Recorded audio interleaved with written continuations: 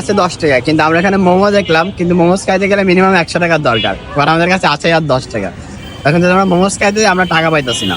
আমাদের কাছে বেঁচেছিল আর 10 টাকা, তো 10 টাকাতে অ্যাকচুয়ালি এখন তেমন কিছু পদ ছিল না, বাট এখানে মামার কুশলের রস রয়েছে, কুশলের তো তাই না, সরি আখের রস রয়েছে, আর আমরা আখের রসটাই খাবো। আর আমাদের চ্যালেঞ্জের 100 টাকার দিন এটা খাইলেই। মামা তুমি খাবা?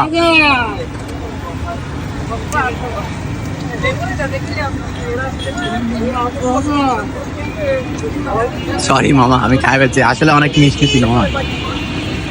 আখের রসটা বেস্ট, সব থেকে বেস্ট ছিল এটা, প্রচুর মিষ্টি ছিল। অ্যাকচুয়ালি আমি ভাবি না এত মিষ্টি হবে এই সময়, বাট প্রচুর মিষ্টি ছিল।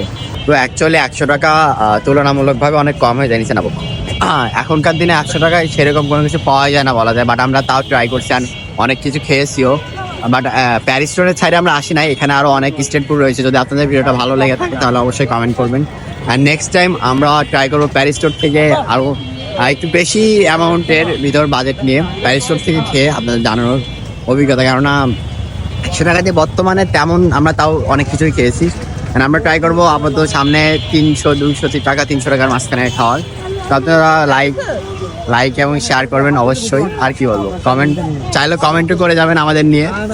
আমাদের একটা ফ্রেন্ড আছে, খুবই কষ্ট। হ্যাঁ আসলে এখন অনেক কিছুই দেখা যাচ্ছে রাস্তাতে, আমরা যাইতেছি আর দোকান আরো বেশি পাচ্ছে, বলে না পুরানো পরে। অ্যাকচুয়ালি আমাদের কাছে টাকা আছে, বাট আমরা এখন চাইতেছি না আর কিছু খাইতে, কারণ আজকে অলরেডি অনেক স্ট্রিট ফুড খেয়ে ফেলছি, অ্যান্ড এত বেশি খাওয়া উচিত না শরীরের জন্য। But good night. ও আচ্ছা।